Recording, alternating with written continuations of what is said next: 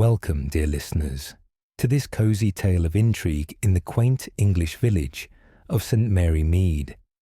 I'm delighted to present A Body Beneath the Lilacs, Miss Marple's Fatal Secret, a mystery in the grand tradition of Agatha Christie.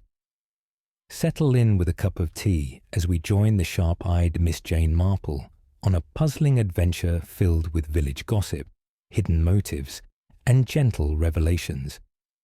This audiobook is divided into 5 chapters for your enjoyment, each brimming with the charm of 1950s rural life. Let the story unfold. Chapter 1. The Fate and the Fragrant Shadow. In the quaint village of St. Mary Mead, where time seemed to dawdle like a lazy stream through the English countryside, the year was 1952, and spring had arrived with a flourish of colour and scent. The air was thick with the perfume of blooming lilacs, those majestic bushes that lined the vicarage garden like sentinels in lavender armour. It was the day of the annual village fete, an event that brought together the residents in a harmonious blend of tradition, gossip, and gentle rivalry over the best Victoria sponge or the most impressive marrow. The vicarage itself was a charming structure of weathered stone and climbing roses, its lawns meticulously manicured by the Reverend Leonard Clement's own hands. Though, truth be told, much of the credit went to his gardener, old Mr. Simmons, who grumbled about everything but produced miracles with his shears. The fete sprawled across the grounds, stalls laden with homemade jams and knitted scarves, a coconut shy where children giggled as they hurled wooden balls, and a tea tent where the aroma of freshly brewed Earl Grey mingled with the sweetness of scones slathered in clotted cream and strawberry preserve. Seated in her favoured spot beneath a sprawling oak tree, Miss Jane Marple observed the scene with the quiet attentiveness of one who had spent a lifetime noticing the small things that others overlooked. At 74, she was a slight figure, her white hair neatly pinned beneath a sensible hat, her blue eyes sharp behind wire-rimmed spectacles. Her hands, vain but steady, worked rhythmically on a pink woolen shawl, the click-clack of her knitting needles a soothing counterpoint to the chatter around her. To the casual observer, she was merely an elderly spinster enjoying the festivities. But Miss Marple's mind was a repository of human foibles, drawn from years of village life, and an uncanny ability to draw parallels between the ordinary and the extraordinary. People are so very much alike, she often reflected, whether they're sipping tea in a drawing room or plotting in the shadows. It's all in the details, the way a glance lingers too long, or a hand trembles just so. The Reverend Leonard Clement, a man of middling height with a balding pate that gleamed in the sunlight, moved among his parishioners with the affable distraction of a scholar more at home with ancient texts than social niceties. His cassock fluttered slightly in the breeze as he greeted villagers, his voice carrying a warm, if somewhat absent-minded tone. "Ah, Mrs. Weatherby, your prize dahlias are the envy of the county this year," he exclaimed to a plump woman in a floral dress, who beamed with pride.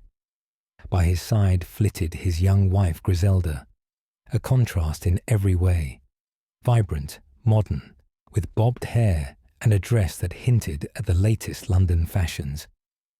She organised the games with infectious energy, her laughter ringing out as she handed out prizes to wide-eyed children. "Come along, everyone. The egg and spoon race starts in 5 minutes," she called, her eyes sparkling with genuine delight. Among the crowd, the newest resident drew many a curious glance. Mrs. Eleanor Price, a widow of about 45, who had arrived in St. Mary Mead only 3 months prior. She had inherited Rose Cottage from a distant aunt, and her presence had injected a touch of exotic intrigue into the village's otherwise predictable rhythm. Tall and elegant, with dark hair swept into an impeccable chignon, and a complexion that spoke of careful creams and perhaps a hint of rouge, Mrs. Price moved with the poise of someone accustomed to finer circles. She wore a tailored suit of soft grey wool, accented by a glittering brooch that caught the light like a captive star. Miss Marple watched as Mrs. Price engaged in conversation with the vicar. Their exchange appeared cordial at first, but Miss Marple noted the subtle tightening of Mrs. Price's lips, the way Reverend Clement's hands clasped a bit too firmly behind his back. "The Church Restoration Fund is so vital," Mrs. Price was saying, her voice carrying a refined accent that hinted at London, or perhaps even continental influences. "I've pledged a substantial sum, Vicar, but I do hope the accounts are in order. One hears such stories." Reverend Clement nodded vigorously, a faint flush creeping up his neck. Of course, my dear lady. All above board. We're most grateful." Not far away, Lady Amelia Harrington, the dowager from Harrington Manor, surveyed the scene with the imperious air of minor aristocracy. A woman in her 60s, stout and formidable, with a bosom like the prow of a ship and pearls that could ransom a king, she clutched a parasol as if it were a sceptre. Her sharp eyes narrowed as they fell upon Mrs. Price's brooch. "That piece looks familiar," she muttered to her companion, a mousy niece who nodded obediently. Lady Harrington's family had deep roots in the village, but rumours whispered of dwindling fortunes, of silver sold off quietly to pay debts. Approaching Mrs. Price next was Dr. Geoffrey Haydock, the village physician, a handsome man in his early 30s with tousled brown hair and a disarming smile that had set many a heart fluttering. He carried himself with the easy confidence of youth, his white coat discarded for the day in favour of a tweed jacket. "Mrs. Price, you look radiant," he said, his voice low and warm. "Might I interest you in a stroll around the stalls? The flower arrangements are particularly fine this year." Mrs. Price smiled, but Miss Marple detected a flicker of something, wariness perhaps, in her eyes. "Thank you, Doctor, but I must mingle. So many new faces to remember." Hovering on the periphery was Dora Bunner, the chatty maid from the Blue Boar Inn, her apron dusted with flour from helping in the tea tent. Dora was a font of village lore, her tongue as loose as her curls were tight. She sidled up to Mrs. Price with a tray of lemonade. "Here you are, ma'am, fresh as the morning dew. Oh, and I must say, that scent you're wearing, lilacs, isn't it? Matches the bushes perfect like. Suits you, it does." Mrs. Price accepted the glass with a nod. "Thank you, Miss Bunner. Yes, lilac essence, a favourite of mine." But it was the stranger who intrigued Miss Marple most. Mr. Reginald Black, a tall, gaunt man in a worn tweed coat, who had checked into the Blue Boar only 2 days earlier. He claimed to be a bird enthusiast, binoculars slung around his neck, but his gaze seemed fixed not on the skies, but on Mrs. Price. He lingered near the lilac bushes, his face shadowed by a felt hat, occasionally jotting notes in a small book. Miss Marple wondered at his pallor, the way his fingers drummed restlessly against his thigh. As the afternoon progressed, the sun cast long shadows across the lawn, and the fete reached its zenith. Children darted about, their shrieks of joy punctuating the murmur of adult conversations. Miss Marple set aside her knitting to sample a slice of fruitcake, her thoughts drifting to similar events in years past, how one fate had seen a petty theft resolved by her quiet intervention, another, a budding romance kindled under the very same oak. It was then that young Tommy Pierce, the butcher's boy, a freckled lad of 12 with boundless energy, chased after a wayward cricket ball that had rolled behind the dense lilac hedge. The bushes formed a natural screen, their branches heavy with clusters of purple flowers releasing waves of fragrance with every breeze. A moment later, a piercing scream shattered the idyll. Tommy burst from behind the bushes, his face as white as milk, stammering incoherently. She's there, under the lilacs, not moving." The crowd surged forward, but Reverend Clement held them back with raised hands. "Stay calm, everyone. Dr. Haydock, quickly." Dr. Haydock pushed through, kneeling beside the prone figure. Mrs. Eleanor Price lay sprawled on the grass, her elegant form unnaturally still, her face pale against the vibrant green. Her eyes stared sightlessly at the sky, and in her limp hand clutched a small glass vial, empty and glistening. The overpowering scent of lilacs hung heavy, almost cloying now. "She's dead," Dr. Haydock announced gravely, after checking for a pulse. "No signs of violence, but this vial, it smells of something bitter beneath the floral note." This village constable, Inspector Slack, a burly man with a bristling moustache and a penchant for quick conclusions, arrived on the scene, his bicycle propped hastily against a tree. He surveyed the body with professional detachment. "Looks like suicide," he declared, pocketing the vial. "Poison, I'll wager. Digitalis, perhaps, from Foxglove. Women like her, with their secrets. Well, we'll investigate, but it's plain as day." Miss Marple, who had risen quietly to approach the edge of the crowd, peered over shoulders at the tragic tableau. The lilacs drooped as if in mourning, petals scattered like confetti over the deceased. "Suicide," she murmured to herself, her brow furrowing. "Oh dear me, no. That vial doesn't belong with her perfume, and the way her brooch is askew. How very curious indeed." As the villagers whispered in hushed tones, the fete dissolved into sombre groups, the joy of the day eclipsed by this fragrant shadow of death. Miss Marple returned to her chair, picking up her knitting once more. But her mind was already weaving threads. Motives hidden in polite conversations, clues buried in everyday glances. In St. Mary Mead, she knew, even the sweetest scents could mask the bitterest poisons. The sun set on the vicarage garden, casting a golden glow over the lilacs, but for Miss Marple, the real illumination was just beginning. Chapter 2. Whispers in the Drawing Room. The morning after the fete dawned crisp and clear over St. Mary Mead, the kind of English spring day that promised renewal, but carried, on this occasion, the faint chill of tragedy. The lilac bushes in the vicarage garden, so vibrant the day before, now seemed to droop under the weight of unspoken questions, their petals scattered like forgotten confetti across the dew-kissed grass. News of Mrs. Eleanor Price's untimely death had rippled through the village like a stone tossed into a still pond, stirring up currents of speculation in every cottage and shop along the high street.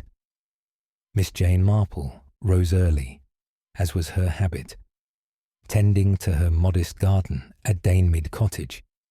She pruned a few wayward rose stems, her mind not on the blooms, but on the events of the previous afternoon. The image of Mrs. Price's lifeless form beneath the lilacs lingered, as did the small vial in her hand. Poison, Inspector Slack had pronounced with his usual bluster, but Miss Marple knew better than to accept surface appearances. In her long experience, suicides were rarely so theatrical, and murders often disguised themselves in the garb of despair. After a light breakfast of tea and toast with marmalade, she donned her tweed coat and sturdy shoes, setting off for the vicarage. The walk was short, through lanes lined with hedgerows bursting with hawthorn blossoms, but it gave her time to reflect. St. Mary Mead had seen its share of scandals. The curious case of the poison pen letters a few years back came to mind, but this felt different, more intimate, woven into the fabric of village life. Upon arriving, she found the vicarage transformed into a hub of official activity. Inspector Slack had commandeered the drawing room as his temporary headquarters, his desk piled with notebooks and a thermos of what smelled like strong coffee. The room itself was a cosy space, with chintz curtains, polished oak furniture, and a fireplace mantel adorned with family photographs. Griselda Clement bustled about, offering tea to the assembled, her usual vivacity tempered by a pallor that spoke of a sleepless night. "Ah, Miss Marple." Inspector Slack greeted her with a nod that was equal parts irritation and reluctant respect. He was a man of robust build, his moustache a fierce hedge above a stern mouth, and he prided himself on his metropolitan methods, though Miss Marple often found them lacking in nuance. "Come to pay condolences, I suppose, or perhaps to share one of your famous observations." "Merely to offer my assistance, Inspector," she replied mildly, settling into an armchair with her knitting bag. "In a small village like ours, everyone knows everyone else's business. It might prove useful." Slack harumphed, but didn't object as the interviews began. The suspects, or persons of interest as he termed them, had been summoned one by one, their alibis and motives to be dissected under his probing gaze. First was the Reverend Leonard Clement himself. He entered the room twisting his hands, his balding head shining under the morning light filtering through the windows. "Dreadful business, Inspector," he said, sinking into a chair. Mrs. Price was a valued addition to our community. Generous, too, pledged quite a sum to the church roof fund. "Generous until yesterday," Slack interjected, consulting his notes. "You argued with her at the fete, didn't you? Something about withdrawing her donation." The vicar flushed. "A misunderstanding. She mentioned discovering irregularities in the parish records, old tithes from decades ago. Said it made her uneasy, but I assured her all was in order." "Heavens, Inspector, you can't think I'd harm her over that." Miss Marple's needles clicked softly as she watched. The vicar's tremor reminded her of young Curate Wilkins from her girlhood, who had covered a harmless fib with similar agitation. Not guilt, perhaps, but something hidden. Next came Lady Amelia Harrington, sweeping in like a galleon under full sail. Her stout frame was clad in a severe black dress, her pearls clacking as she sat. "This is outrageous," she declared, her voice booming. "Summoned like a common criminal. That woman, Mrs. Price, was nothing but trouble, flaunting her wealth, her jewels. That brooch of hers looked suspiciously like one from my family's collection, lost years ago." "Motive enough for murder?" Slack pressed, leaning forward. Lady Harrington snorted. "Don't be absurd. I envied her, hardly, though I did overhear her quarrelling with that shady Mr. Black about money." "Not a penny more," she said. "If anyone's suspicious, it's him, or that doctor, mooning after her like a lovesick puppy." A classic deflection, thought Miss Marple. Lady Harrington's envy was palpable, like the dowager in that old affair at Gossington Hall. But was it deep enough for poison? Dr. Geoffrey Haydock followed, his boyish face drawn, his tweed jacket rumpled as if he'd slept in it. He ran a hand through his tousled hair. "I can't believe she's gone," he murmured, accepting a cup of tea from Griselda. "Eleanor, Mrs. Price, was a patient and a friend. I prescribed her a mild sedative for nerves, nothing more. Friend, Slack echoed skeptically. Witnesses saw you gazing at her fondly at the fete. Unrequited love, perhaps. And that bottle young Tommy saw you with near the lilacs. The doctor's flush deepened. A tonic for old Mrs. Bantry, digitalis for her heart. I delivered it after the fete. As for Eleanor, she confided in me about a troubled past. A marriage that ended badly, debts lingering. But murder? I'm a healer, Inspector, not a killer. Miss Marple noted the sincerity in his eyes, but also the evasion. Doctors knew poisons intimately. It was a thread worth pulling. Dora Bunner, the gossipy maid from the Blue Boar, entered next, her eyes wide with a mix of fear and excitement. She perched on the edge of her seat, apron still tied around her waist. Oh, law, Inspector, I served her lemonade myself. She looked peaky, if you ask me. And that scent, lilacs everywhere. I heard her tell Mr. Black, your threats won't work anymore. Secrets she had, from London, I reckon. Burned a letter once in her cottage, smelled just like them flowers. Threats, Slack pounced, elaborate. Dora leaned in conspiratorially. Heard 'em arguing behind the inn. Something about an old engagement, money owed. And the lady, Lady Harrington, gave her a bottle of perfume as a gift. For your nerves, she said. But nerves, more like poison, if you ask me. Miss Marple smiled inwardly. Dora's tales were embroidered, but kernels of truth often hid within.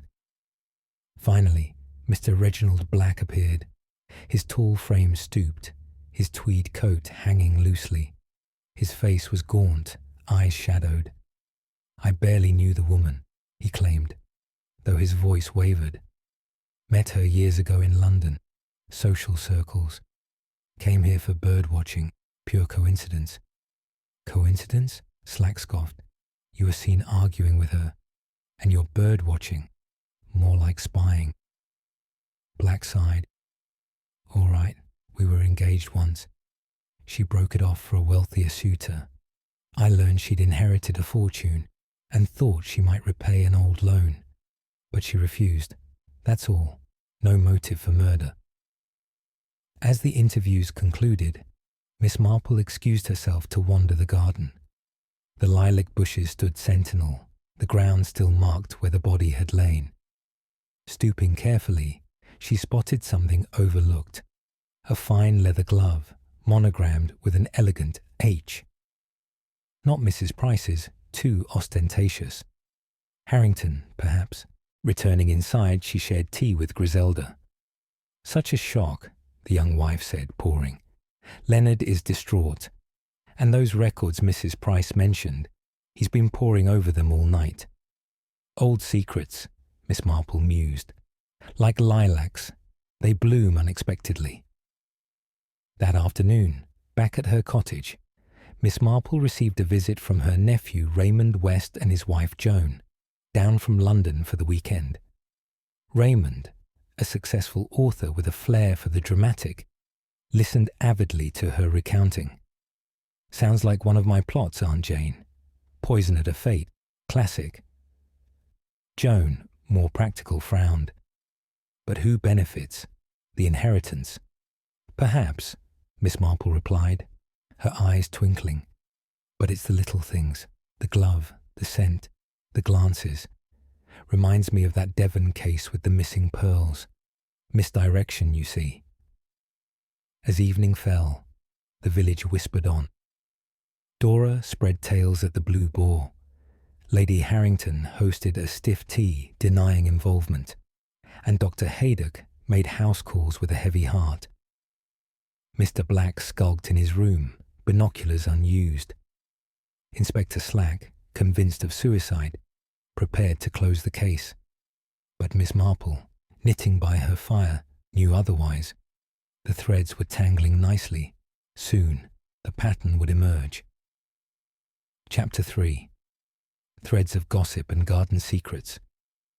Several days had elapsed since the shadow of death fell over the vicarage fete, and St. Mary Mead, ever resilient in its rural tranquility, began to weave the tragedy into its daily tapestry.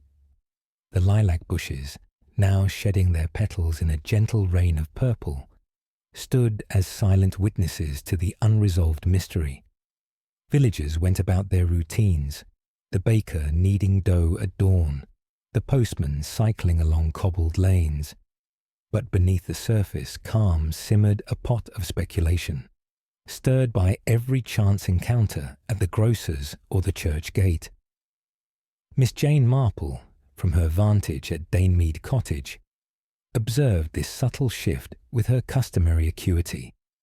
Her garden, a haven of neatly bordered flower beds and climbing clematis, became a strategic outpost for gathering intelligence.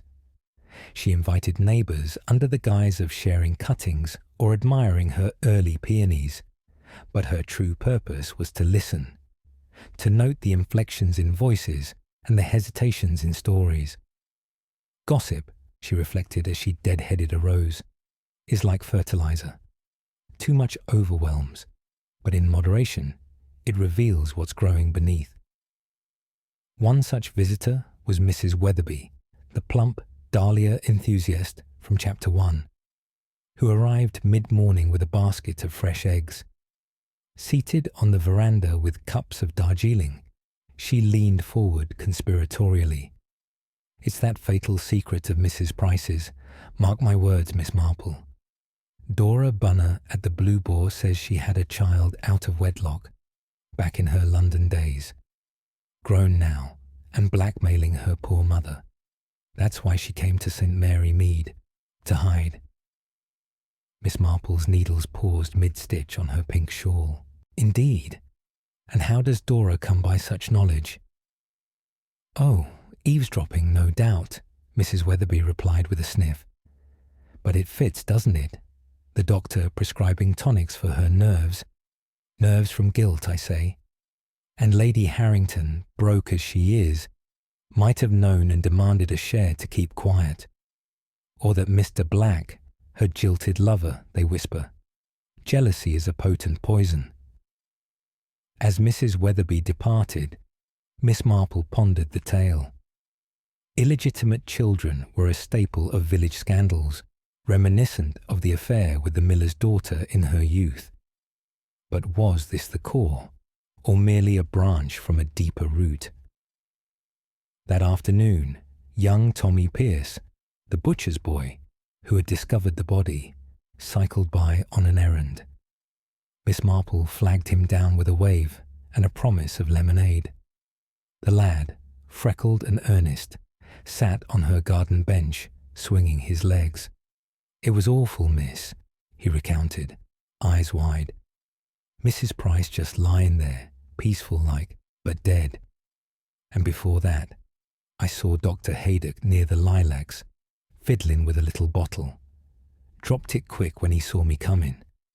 "A bottle?" Miss Marple inquired gently, pouring more lemonade. "What did it look like, Tommy?" "Small, glass, with a label. Medicine, I reckon. He said it was for a patient, but he looked shifty." This nugget reached Inspector Slack by evening, who, ever eager for a swift resolution, summoned Dr. Haydock to the vicarage. Miss Marple, informed by a discreet call from Griselda Clement, arrived just in time to overhear the confrontation in the drawing room. "You were seen with a bottle near the crime scene," Slack barked, pacing like a terrier. "Digitalis, was it? For her nerves, you say, but perhaps a fatal dose." Dr. Haydock, pale but composed, shook his head. "Inspector, that was a vial of heart tonic for Mrs. Bantry up at Gossington Hall. I carry such things routinely. Eleanor, Mrs. Price, had no prescription for digitalis. Check my records." Slack huffed. "Convenient alibi. And your infatuation. Rejected lovers have killed for less." "I cared for her, yes," the doctor admitted, his voice steady. "She spoke of a painful past, a husband who left her in debt, a life rebuilt. But I left the fete early for a genuine house call. Ask Nurse Copling. She accompanied me. Miss Marple, lingering in the hallway with her knitting, noted the doctor's sincerity. Yet poisons were his domain. A red herring, perhaps, but one that muddied the waters. Undeterred, she examined the clues anew. The monogrammed glove from the garden. Char for Harrington, surely. Lady Harrington was known for her foxglove borders at the manor, those tall spires of purple bells from which digitalis was derived. But the lady had an ironclad alibi, witnessed by Griselda organising the raffle throughout the fete. A misdirection arrived via post the next day, an anonymous letter to the vicarage, its envelope typed in blocky letters. Reverend Clement opened it in Miss Marple's presence, his hands trembling. It's accusing me of forging parish records. Embezzlement, it says. Mrs. Price must have uncovered it. Griselda gasped. Leonard, is there truth to it? The vicar sighed, slumping into a chair. A minor alteration, years ago, to help a family in need during the war. Tithes redirected quietly. Harmless, but if exposed. Mrs. Price did question me about old ledgers. Perhaps she suspected. Miss Marple patted his arm. Secrets have a way of surfacing, Vicar. But this letter, poison pen, I'd say, designed to deflect. Inspired, she visited Rose Cottage that afternoon, the key borrowed from the estate agent. The place was a charming thatched dwelling, its rooms still redolent of Mrs. Price's lilac perfume. In the bedroom, amid powders and creams, stood a half-empty bottle of the scent, its label elegant and French. Miss Marple uncorked it carefully, inhaling. Floral, yes, but with an underlying bitterness. She dabbed a drop on a handkerchief, tucking it away. Among the drawers, she found a faded photograph. A young Eleanor, arm in arm with a dashing man, who bore a striking resemblance to Mr. Black. On the back, inscribed, Reginald and I, 1925, promises broken. Nearby, a bundle of letters, charred at the edges as if half burned. One fragment read, The child, Harrington's shame.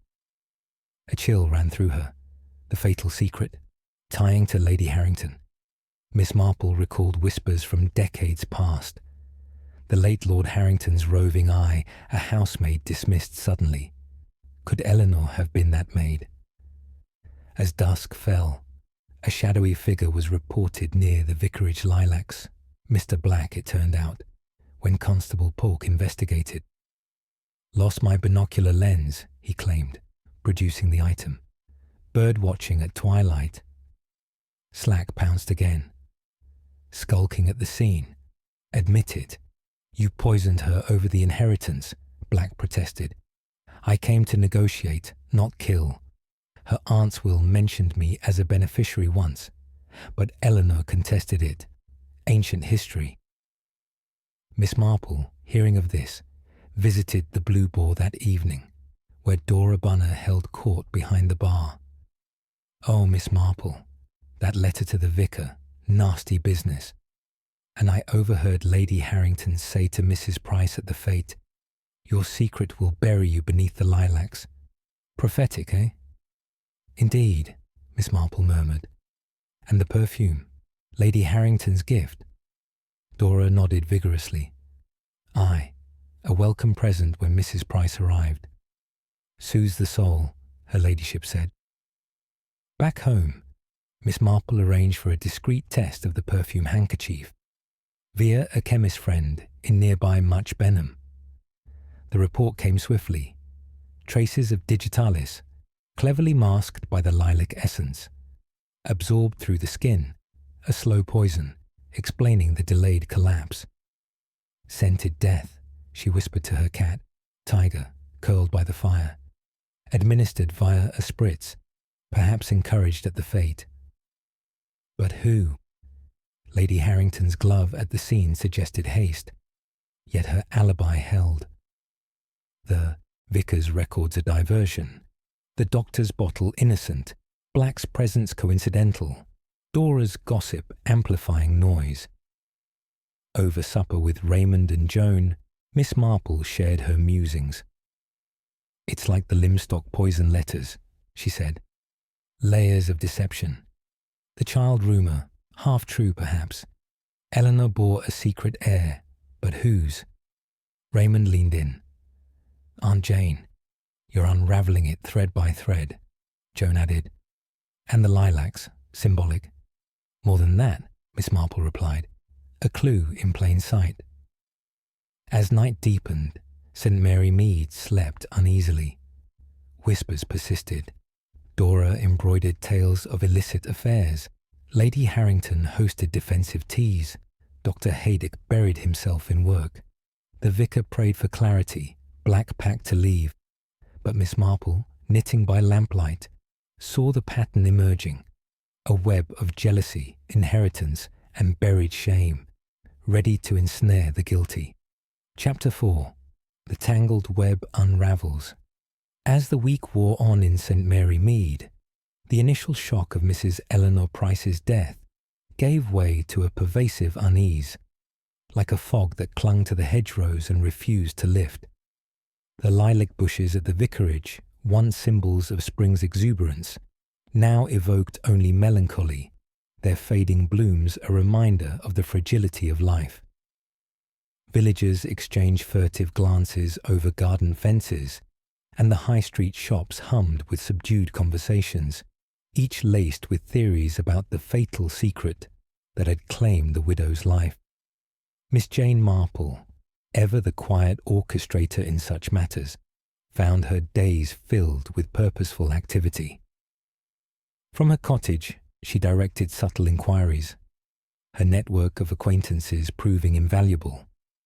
Her nephew Raymond and his wife Joan, extending their stay to support her, became unwitting assistants in her deliberations.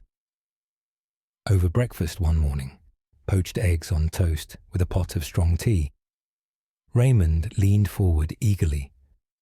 "Aunt Jane, you've got that look. What's brewing in that mind of yours?" Miss Marple smiled faintly, buttering her toast. "Merely connecting dots, dear boy. The perfume bottle from Rose Cottage, tested and confirmed to contain digitalis, a slow-acting poison, absorbed through the skin. Mrs. Price was known to spritz generously before social events, especially that lilac essence. Someone tampered with it, knowing her habits." Joan shuddered. "Ghastly. But who?"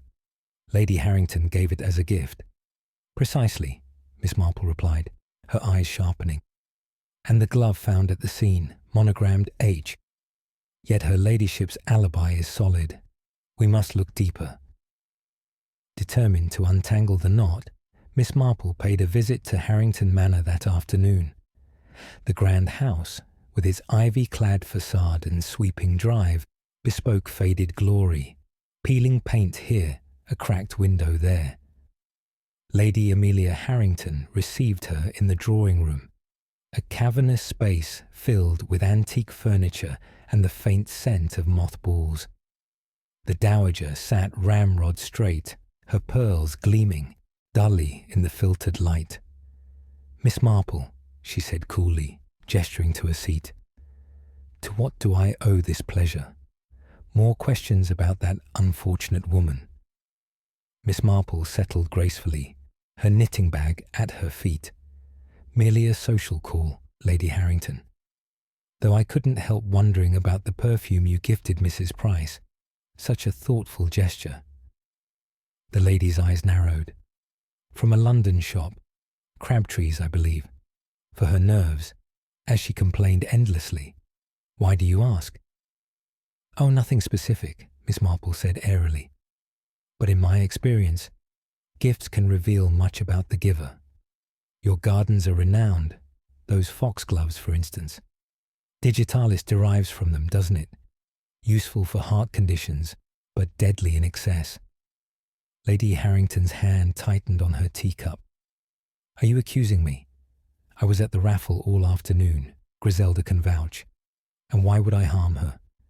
Envy over a brooch? Ridiculous. Miss Marple nodded sympathetically. Of course. Though that brooch, family heirloom perhaps, Mrs. Price did flaunt it oddly. And the anonymous letter to the vicar, such spite, reminds me of a case in Limstock where letters hid the real motive. As she departed, Miss Marple noted the manor's overgrown foxglove beds, petals wilting in the sun. A gardener's glove lay discarded nearby, similar to the one at the vicarage, but unmonogrammed. Careless, she murmured. Back in the village, Inspector Slack's arrest of Dr. Haydock had stirred controversy. The young physician, released on bail pending further evidence, sought Miss Marple's counsel at her cottage that evening. He arrived looking haggard, his boyish charm dimmed. Miss Marple, I swear I'm innocent. That bottle Tommy saw was for Mrs. Bantry, harmless, but Slack won't listen. Sit, dear, she said, pouring tea. Tell me about Mrs. Price's confidences, her past marriage. Haydock sighed. She married young, a man who squandered her fortune and left her penniless. Then the inheritance from her aunt changed everything. But she feared someone from her past, blackmail perhaps, mentioned a fatal secret once involving a child. Miss Marple's needles clicked faster. A child, adopted out. He nodded. She wouldn't elaborate. But Mr. Black, he was her first love, jilted her. Maybe he knew. Emboldened, Miss Marple confronted Mr. Black at the Blue Boar the next day. The inn's parlour was cosy, with low beams and a crackling fire. Black sat nursing a whisky, his gaunt face etched with weariness. What now, Miss Marple? I've told Slack everything. Not quite, she said gently, taking a seat. The photograph at Rose Cottage, you and Eleanor, 1925, and the will, her aunt named you co-beneficiary originally. Black's shoulders slumped. Yes, we were engaged, but she left me for Harrington. Lord Harrington, that is. The cad. I learned of the will recently and came to claim my share. She refused, said it was contested legally, but poison. I'd never. Harrington, Miss Marple echoed softly. The late lord. Affair, Black confessed. Eleanor was his housemaid, got with child. He paid her off, adopted the babe out. She married another, but the secret haunted her. Feared exposure would ruin her new life. The pieces clicked. And Lady Harrington knew. Black shrugged. Suspected, perhaps. Jealous old bat. As Miss Marple left, Dora Bunner waylaid her in the hall. Miss, I remembered something. At the fete, Lady Harrington handed Mrs. Price the perfume bottle. Said, a fresh one, dear, for your special day. And Mrs. Price spritzed right then. Valuable, Dora, Miss Marple said. Like threads in a tapestry. That night, tension peaked. A shadowy figure was spotted again near Rose Cottage. Reverend Clement, it transpired, when Polk investigated. Just praying for her soul, the vicar claimed, but his eyes darted. Miss Marple invited him for tea the following morning. In her sunny parlour, amid chintz and china, he confessed. The records, I altered them to cover a wartime favour. But Mrs. Price discovered a link to her own past, the adoption papers, filed through the parish. She threatened to expose me unless I helped her silence Black. Not murder then, Miss Marple soothed, but the letter. Not mine, he insisted. The web tightened. Miss Marple revisited the vicarage garden, examining the lilac bushes anew. Amid the roots, buried shallowly, she found a small file, empty, labelled Digitalis Extract from Harrington Gardens. Gloves stained with purple residue lay nearby. Planted, Raymond suggested later. No, Miss Marple said, dropped in panic. She arranged a discreet meeting with Inspector Slack at the vicarage, sharing her findings. The poison was in the perfume, tampered with digitalis from foxgloves. The vial in her hand, a red herring to suggest suicide. Slack grumbled. But Haydock, innocent. Release him fully. Grudgingly, Slack agreed to gather the suspects that evening. Reverend Clement, Lady Harrington, Dr. Haydock, Dora Burner, and Mr. Black. The drawing room, lit by lamps against the gathering dusk, crackled with anticipation. Griselda served tea nervously, her hands shaking. As they assembled, Miss Marple entered quietly, her presence commanding despite her frailty. "Thank you for coming," she began, settling into her chair. "It's time to unravel this tangled web." The room fell silent, eyes fixed on her. She outlined the clues, the scented poison, the glove, the secrets. Mrs. Price's fatal secret was an affair with the late Lord Harrington, resulting in a child adopted out in shame. She came here to escape, but the past followed. Lady Harrington blanched. "Lies." "Not lies," Miss Marple continued gently. "You discovered old letters in your husband's effects, proof of the affair, the child. Eleanor threatened to claim kinship, a share of the dwindling estate. Jealousy and fear. You distilled digitalis from your foxgloves, tampered with the perfume gift. At the fete, you encouraged her to use it, then planted the vial after she collapsed. But my alibi," Lady Harrington protested. "You slipped away briefly during the raffle draw when Griselda was distracted. The glove dropped in haste, the file buried later." Evidence mounted. Stains on her gardening tools matched to the poison. The anonymous letter? Her typewriter's distinctive E. "Broken," Lady Harrington confessed. "He betrayed me, and she dared return. I couldn't let her destroy us." Slack led her away, the room exhaling in relief. But Miss Marple, ever thorough, tied loose ends.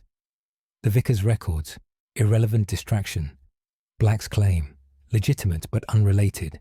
Haydock's care, genuine. Dora's gossip, helpful echoes. As the group dispersed, peace edged back into St. Mary Mead. The lilacs, stripped bare, promised new growth come spring. Chapter 5. Peace among the petals.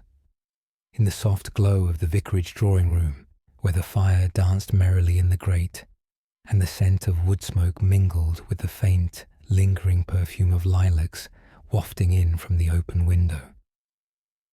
The assembled group sat in stunned silence. The revelation had unfolded like the pages of a well-thumbed novel, each twist lay bare by Miss Jane Marple's calm, unwavering voice.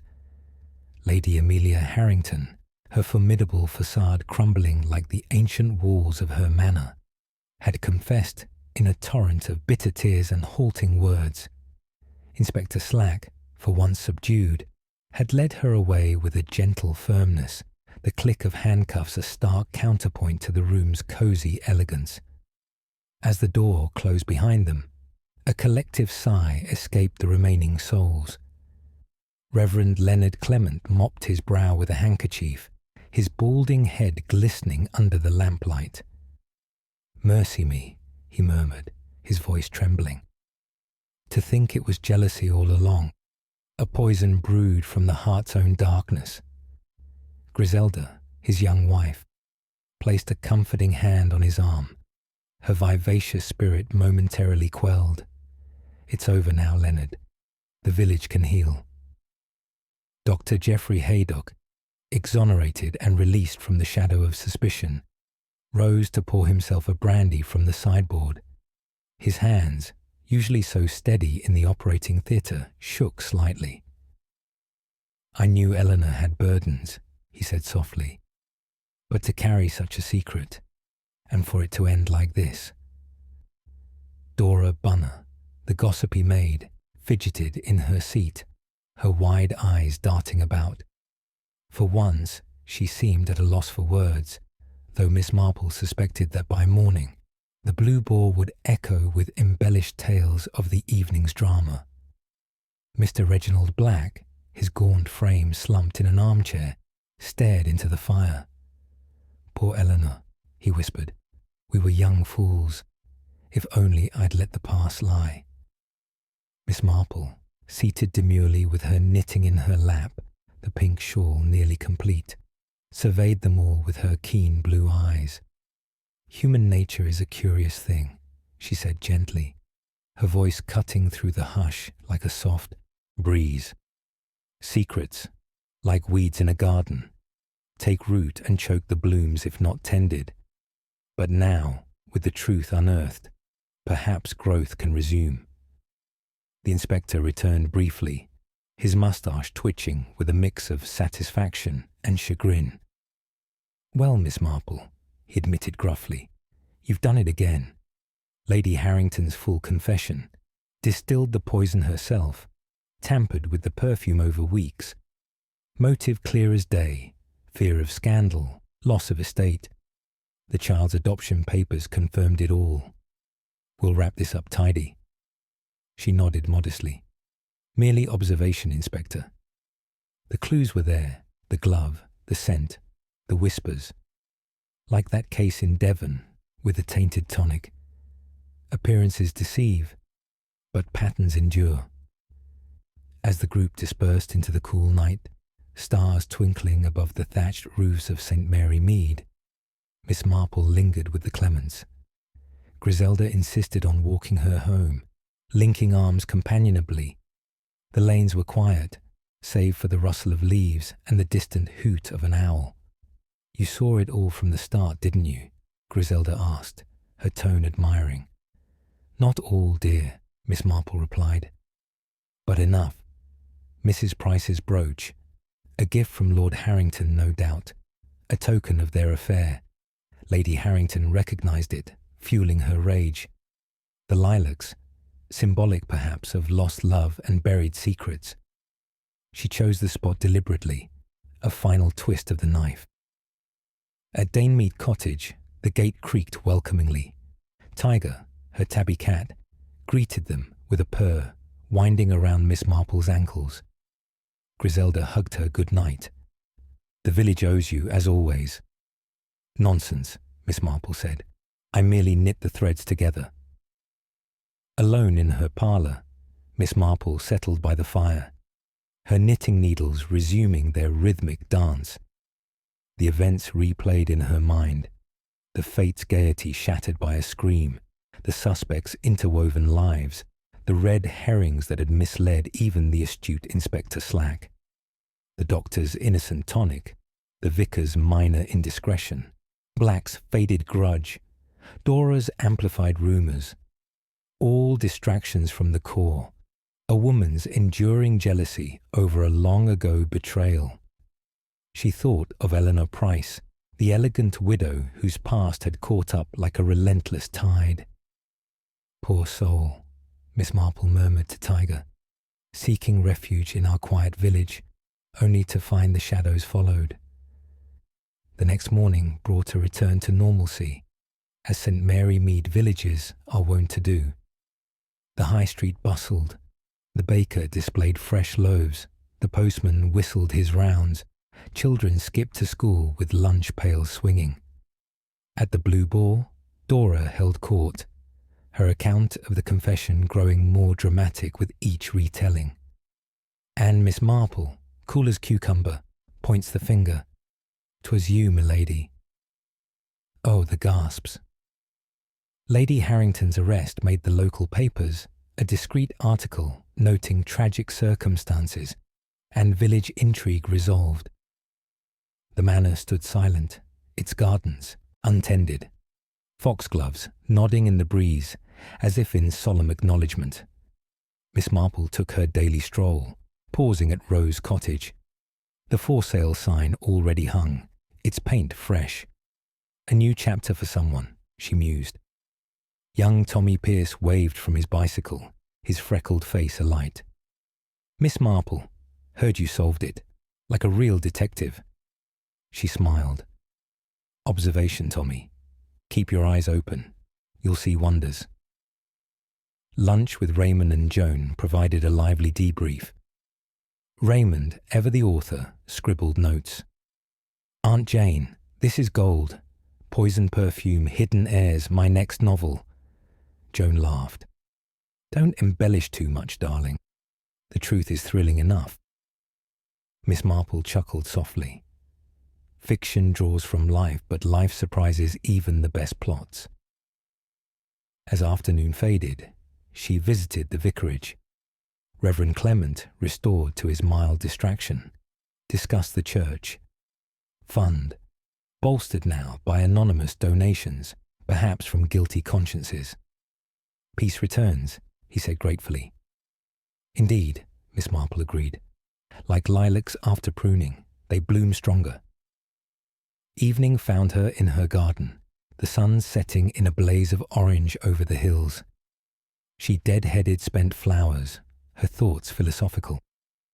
St. Mary Mead, with its thatched cottages and rolling greens, seemed idyllic, but she knew the undercurrents of human frailty ran deep.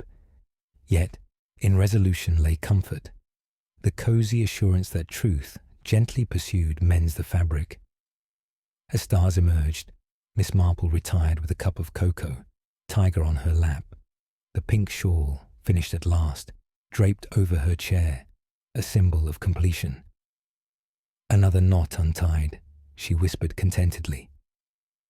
In the days that followed, the village healed. Dr. Haydock resumed his rounds with renewed vigour, perhaps a touch wiser in matters of the heart. Mr. Black departed quietly, binoculars in hand, seeking birds elsewhere. Dora's gossip softened to fond reminiscences. The Clements hosted a small tea, laughter echoing once more. And Miss Marple? She returned to her routines, gardening, knitting, observing.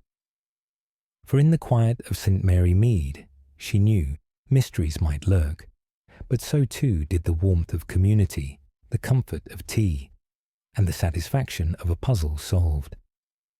Thank you for joining this gentle journey through mystery and human folly. If you've enjoyed A Body Beneath the Lilacs, Miss Marple's Fatal Secret, do share it with fellow enthusiasts. Until next time, keep observing the world around you. Clues are everywhere. Good night.